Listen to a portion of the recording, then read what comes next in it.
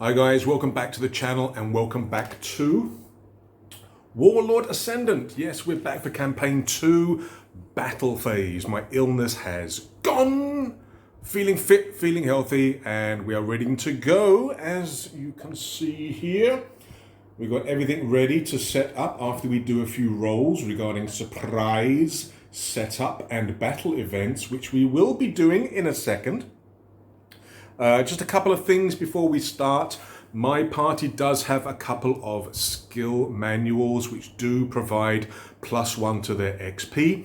And I have a bunch of guys who are on 2 XP. So I could actually use those manuals to bring them up to 4 for one of my characters, which would then make them level 2, and I can get some bonuses from going up a level in experience. However, I'm not going to do that because once you have a character that goes up to level 2, your warband counts as level 2, which would then mean that your opponents get certain bonuses. I think for every level above 1, your enemies will get bonuses to their stats. For every 2 levels above level 1, they get extra abilities. So it's a good idea to have as many characters as you can go up at the same time, rather than having one guy go up a level, everybody else not, and then suddenly your enemies are so much harder to fight. So, without further ado, let us get on with the battle prep, which will include things such as surprise. Let's go. Right, as you can see here, we are using the same dungeon tile as before because it is the same location as before in campaign turn 1. This is that engineering camp that we gained after the first battle, but unfortunately, when we rolled up for the battle phase trigger event, we basically had to go and protect and defend one of our areas. And since this is the only area I control, we're going to have to defend this against a bunch of harpies. Now, with harpies, you are up against a leader plus 1 troop per warband member. I have currently 4 warband members because they keep dying. So I'm going to be up against 4 harpies and 1 leader. Now, let me start off by saying that I really did not enjoy painting these figures. Now, these are older Mantic figures. I got these, I think, when the Kings of War Kickstarter was done a bunch of years ago. And there was a lot of problems with these figures. The mold didn't line up properly, so there was some sort of misalignment with the mold in terms of the halves. So there was a lot of, where the mold lines were, there was a lot of sort of parts of it sticking out as well. The detail, I don't know, the detail just wasn't very good. When I was trying to paint these, there was many times when I couldn't figure out what was what, and I don't know. Another thing is that I think these are actually gargoyles because the skin has a kind of textured effect like stone, like broken or cracked stone. So I thought these were harpies, so I was painting them up as harpies, but as I was painting them, and sort of more detail was becoming more visible. It's like, I think these are supposed to be gargoyles, but it's okay. I've got STLs for gargoyles. I can always print out gargoyles, but I don't have STLs for harpies, I don't think. But yeah, painting these things was not a pleasure. I have featured Mantic, some of their more recent figures in another video. I'll put a link up here, which are much, much better. I think it was the Vermine, the sort of space rats kind of thing. Those miniatures were very, very good, but with these, I didn't have a lot of fun. And with this sort of era of Mantic figures, especially amongst the dwarfs, trying to line them up and arrange them into like a battle line, oh, it's terrible, absolutely terrible. But we are going to have the same dungeon tile as before. We're also going to be using the same terrain. I'm going to be using these crates, which are paper or card. I think from Stone's Edges. I don't know whether you can get these anymore. I did have a look on Drive-Thru-RPG. There was somebody who asked. But I don't know whether you can actually find this particular file anymore. You can find some of Stone Edge's other files on Drive-Thru, but I don't think you can find this one. But that actually brings up a question, because when I was just checking the rules in terms of the terrain, it says here, if you're just doing it kind of like general with less random quantities and stuff, it says place 4 pieces of cover. But if you read the text, it gives the impression that there should be 5 pieces of cover. The largest crosses 3 squares and offers partial cover. Okay, that's what we had last time. We had basically one piece of terrain which covered 3 squares. Yeah, three crates. Then it says the next 2 pieces cross 2 squares, with one offering full cover and the other offering partial cover. And then the last 2 create 1 square of full cover. So does that mean that we've got 1 piece covering 3, the next 2 covering 2, and the last 2 create 1 square of full cover, so 1 each, yes? That would mean 1, 2, 3, 4, 5 pieces of cover. So maybe, I don't know, maybe Alex can come back and confirm whether it's actually 4 or 5. I think in the first battle I did it with just 4. I only had like 1 double or 1 piece of terrain that was covering 2 squares. But like I say, as I read it, I think it's supposed to be like that. I think it's supposed to be 5.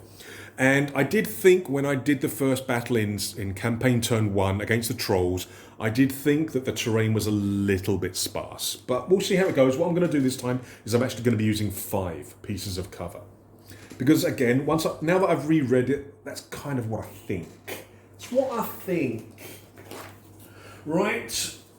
Let us begin with all the stuff. Actually, what I'm going to do first is move these guys out of the way. So I've got space to put the book. Move the dice out of the way as well. And the eraser. Right. So, my current warband. I have Blasphemia with her bastard sword. I have Link, my sole surviving veteran. He now has a great axe. Yay. We can now use Beaky. Yay. We've now only got 2 grunts. Only 2 sort of recruit level. Both armed with daggers. I lost 2 guys in campaign turn 1. That really wasn't good. Right. Campaign turn 2. We've already done the trigger event. Pick your gear. Okay, I've already done that.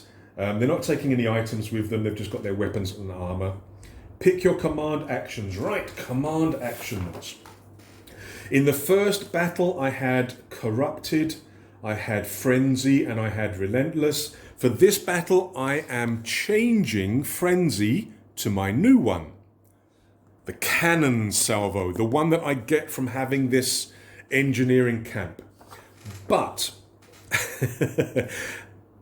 again, reading the description of the Cannon Salvo, I came to a realization.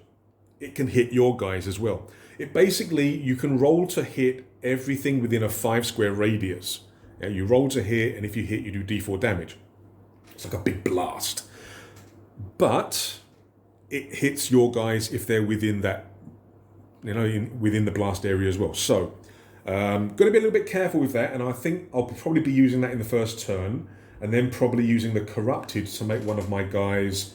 Oh, what's the phrase they used to make him fearsome? Was it fearsome? I think it was fearsome, where basically anybody who wants to try and attack him has to make a roll, otherwise they sort of stop short. So again, I'll probably do that on my veteran again, but that will probably be in turn 2. I'm thinking.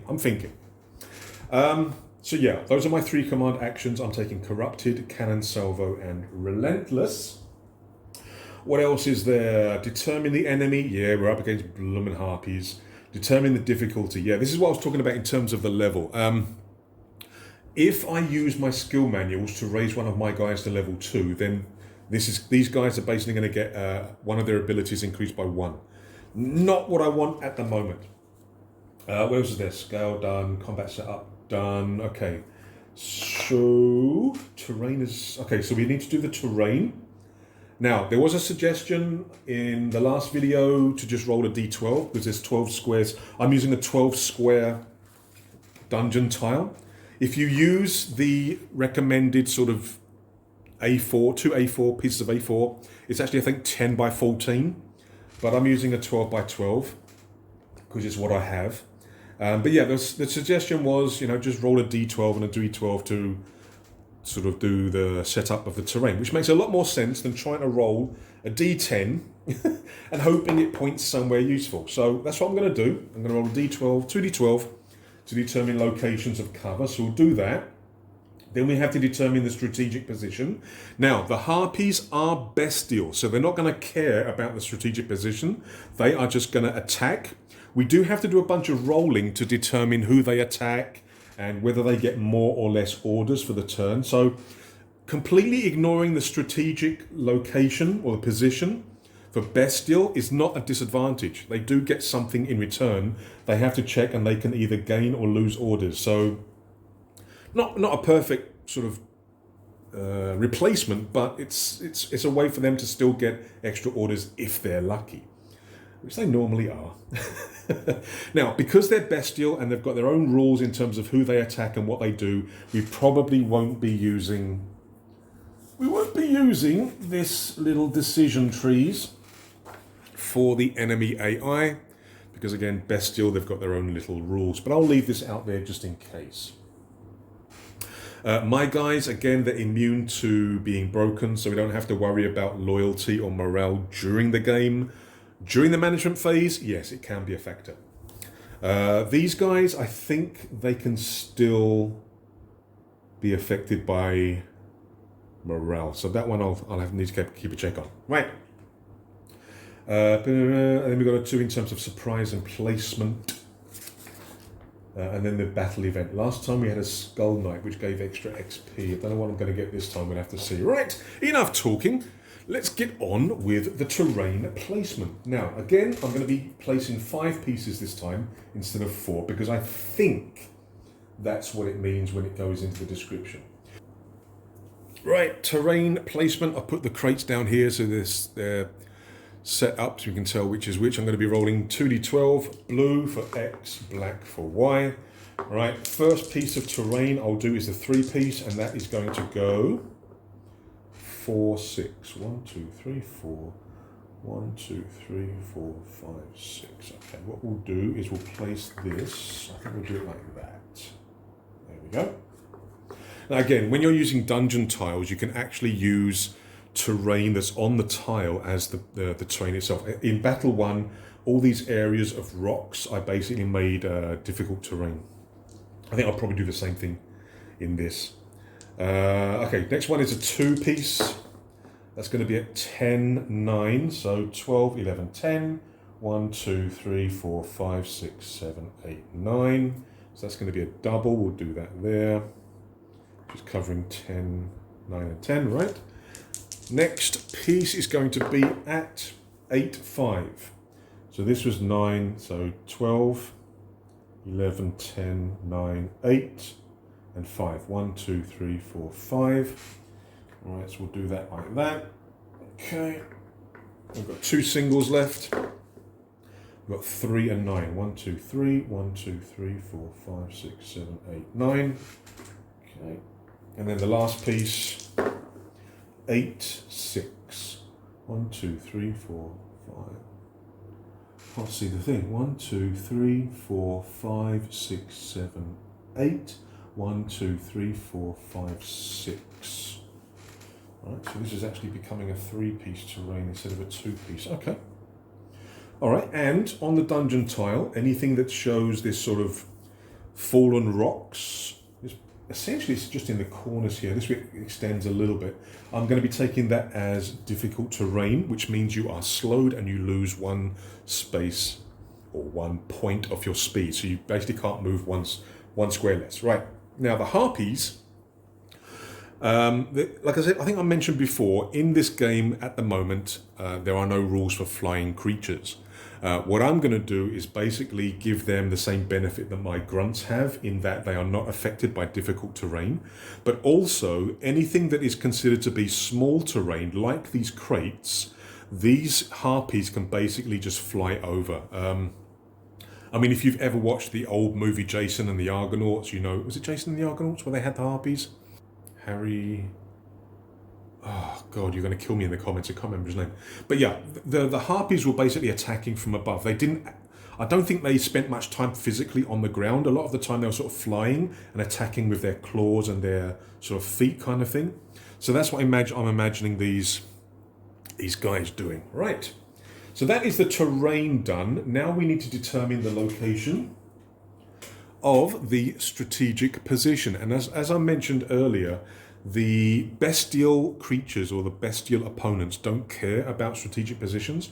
So they're not going to go for it. They're not going to control it. The way that they can get extra orders is by rolling a dice at the start of each turn. But for us, this is important because I want that extra order. So again, rolling the dice.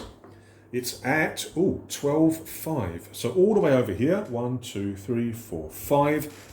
That is classed as the strategic position. Some bones, a bones token. Right, that is the terrain located. Now we've got to do things like surprise and deployment. Right, surprise. I'm going to remember this time. I forgot last time.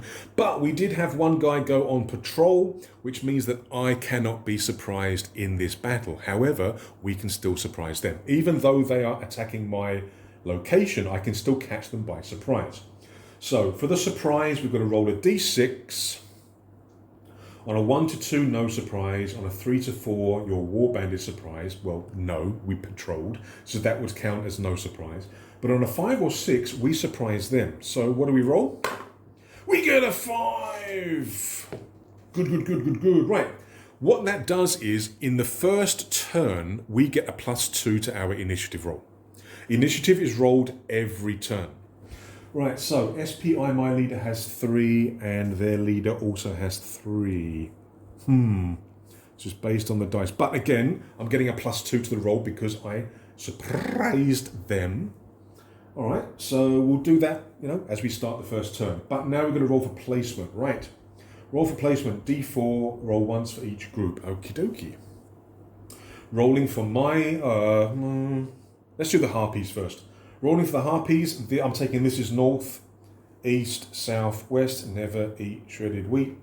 We get a 1 north. So the harpies are coming in from over the entrance, over here. Right.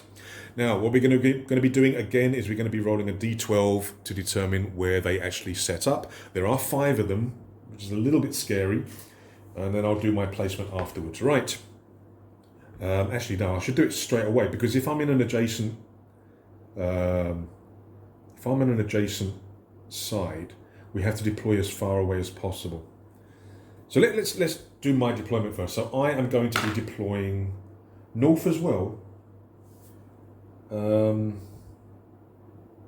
If both groups must be placed on the same side, they must be as separate from each other as possible while remaining on the same side.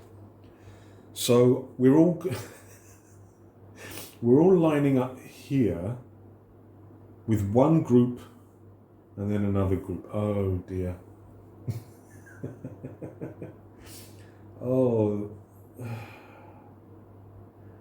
Does that make sense? Does it make sense for both groups to be on the same side? They must be as separate from each other as possible. Combatants are placed on the first row.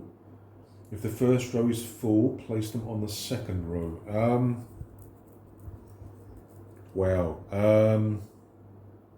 Okay. So I'm going to keep harpies here, my guys here. Oh, this could be nasty. This could be terrible. This could be really bad. Okay, so what I'm going to do, I'm going to put blasphemia here. Actually, let's do the harpies first. So I think the leader has an ability called Charm. During its activation, roll a d6. A result of 5 or 6 means that the matriarch attempts to charm the nearest target. The character must make a spirit check, target number 16, or refuse to attack any of the harpies for as long as they are charmed. Now, being charmed is actually a standard condition in the game. Unable to attack or harm any way the charmer. Okay, so this is a variation of the standard charmed condition. A charmed character can make a spirit check, target number 12 at the start of each round to remove the condition. Okay. Oh, that's a problem. But would she be closer or further away from my guys? Okay, what I'm going to do is I'm just going to roll. So, but I'm only going to be considering the first five squares. So we're rolling a d10 or d5. The leader is going to be at 1. So the leader is going to be... See, again, this is going to be a problem putting these in these squares because these miniatures really are terrible to line up with the wings and everything. Okay, so the leader goes there. Matriarch. Now there's only 4 squares left, so we're rolling a d4. So the next one... Oh, they're all the same, aren't they? Doesn't matter. Right, so now I've got to try and fit these guys with their stupid wings. See, I can't. Let's try this way. Will it work this way? No, of course it won't. These guys are not going to be facing in the proper direction because the wings are screwed up. I mean, when I assembled these miniatures, when I built them and based them, I tried to get them lined up as well as I could. I mean, I even put on the bottom of the base, I don't know whether you can see it, sort of a code to tell me where they were. Row A, 5th position, but yeah, it's not going to work. Not going to work. All right, let's. Again, I hate having things that don't face the right way. My Mantic Chaos Dwarves and my normal dwarves, they were terrible to try and get lined up with their bases and everything in formation. They had arms and weapons sticking out where they shouldn't be sticking out, and I just couldn't get them to line up nicely. That's the best I'm going to do. I've got some facing left, some facing backwards, some facing upwards. Right, that's them. Now the next thing is my guys. So my guys are going to be setting up in the first 4 squares here, because that's the furthest away they can be. But who do I want at the front? Now, all of my characters, I've given all my guys the feint maneuver, which allows them to roll an attack, 1 attack per game, with an advantage. Sorry, not going to catch much on the camera. I have to try and change the camera angle. Right, all that palaver about setting up the terrain, and we're all over there. Oh, and then right near to the I've got to come all the way over here to get the strategic thing. Dang, all right. So we've done that. Now it is the battle event. What is going to be the battle event for this combat? We're rolling d20. What do we get? Last time was the Skull Knight. This time I rolled a 1. No surprise to anybody, I rolled a 1. So we've got event number 1. Oh, I don't want to look. I don't want to look at the table. I know it's going to be bad. What is it? Monster lair. The battle is taking place in the vicinity of a monster lair. Oh God, how close are we to that bloody dragon? Yeah, look, we're not far away from that dragon, so maybe this battle's getting his attention. Oh, I hope not. Right, battle is taking place in the vicinity of a monster lair. Roll on the beasts table. Yeah, so it could be a drake. The monster is deployed randomly by putting its token or mini in the center of the battlefield and then moving it d6 + 1 squares in a random direction. Right, we're going to have a random monster. Hopefully, I've got a miniature and a painted miniature. Or I might have to take a break. Might have to take a break from recording and print and paint. Right, let's have a look. Oh no. Beasts. Yeah, 1 is a drake, 2 giant centipedes, 3 giant lizards, 4 giant spiders, 5 Icanu. Oh, the Icanu. If I roll an Icanu, I've definitely not got a figure. The Icanu, according to the thing here, it says it's like some kind of like big monster porcupine thing. A large creature the size of a horse with features that make it look like a porcupine and lizard hybrid. I know I ain't got a figure like that. But how many are there? Is it just 1? Roll on the beasts table, the monster, singular. is deployed randomly. I don't know whether it's just a... I mean, if it's centipedes, it might be more. Let's have a look. Giant lizards, 1 per member of your warband. So is the quantity what it states here, or is it just a singular creature? Because, I mean, a singular creature, if it's like a centipede, I think it's probably pretty easy to get rid of. Let's have a look. Centipede, 6 vigor, d4 damage as usual, strength 1. Yeah, it's, I mean, it's venomous, but if it's just a singular creature, I don't think it's going to be too much of a problem. But if it's a group of them, like 4 of them, this is going to be like a 3-way battle. Actually, maybe that's supposed to be the way it is. So it's like a 3-way battle. Let's see what we get, shall we? Okay, so the beast lair, the beast that's come to investigate what the hell's going on, is 6 wolves. Have I got any wolf figures? I'll have to look and see. Right, wolves. Let's have a look. Wolves. It says wolves plural, but the battle event of the monster lair, the monster is deployed. So is it a single wolf? Let's have a look, let's have a look, let's have a look. Where are you? Wolves. Highly adaptable creatures. Remarkable agility. Yeah, see, if it's just 1, it's not going to have any effect whatsoever. They got... Because they've only got, like... Their vigor is constitution times 3. Their constitution is 1. So they're only going to have, like, 3 hit points, or 3 vigor. Numbers, 1 per member of your warband plus 1. Spirit of 1, strength of 1.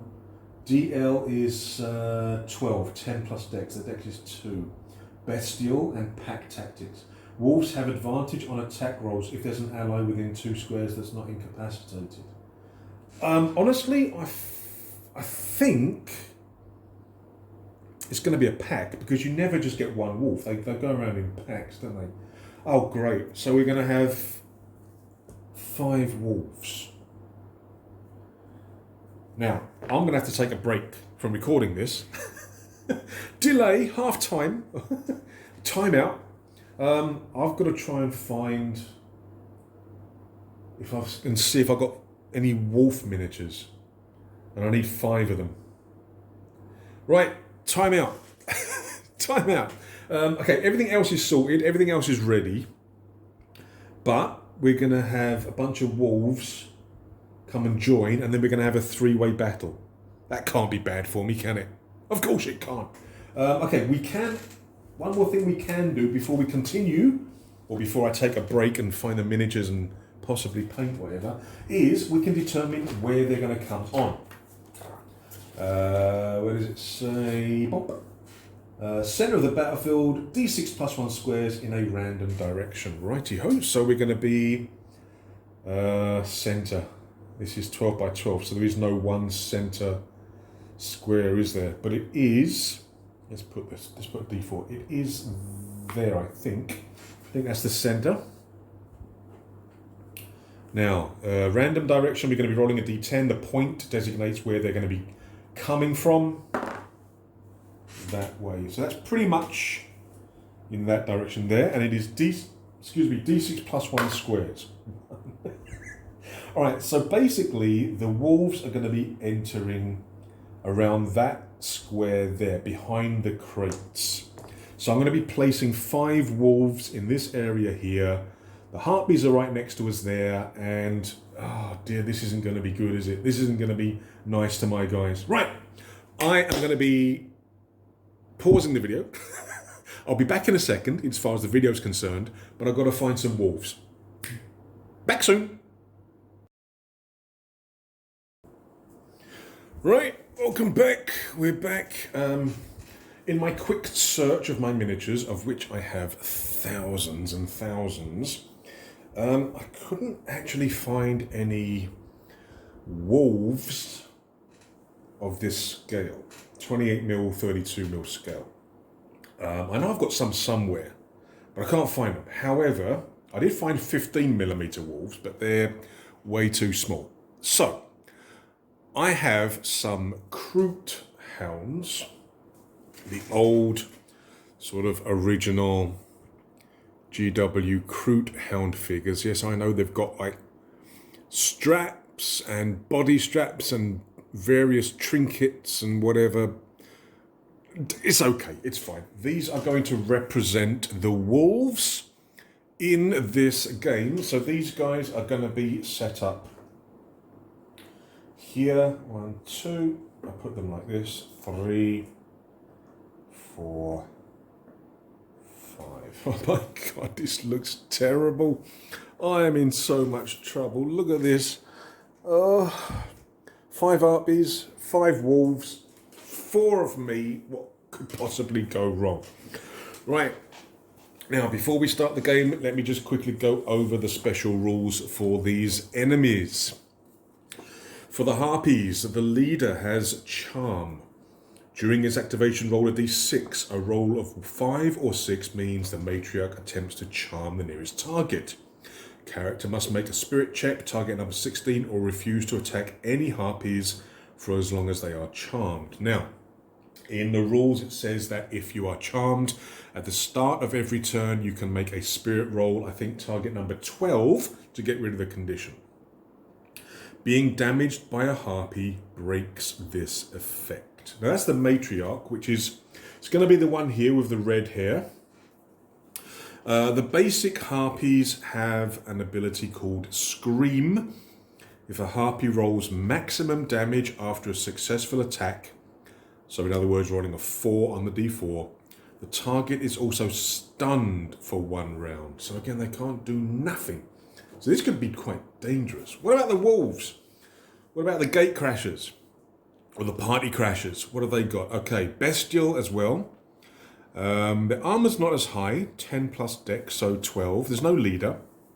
They are aggressive and bestial. So again, for these guys, we don't have to worry about the strategic location here. Pack tactics. Wolves have advantage on attack rolls if there's an ally within 2 squares that is not incapacitated. We are going to be in trouble. Now, because we have 2 warbands that are bestial, I've got a bunch of things I'm going to need to keep track of. Because bestial creatures, it's not on camera really, is it? But bestial creatures, basically you have to roll to see their target priority. Also, every turn you've got to make a roll to see whether they get more or less orders.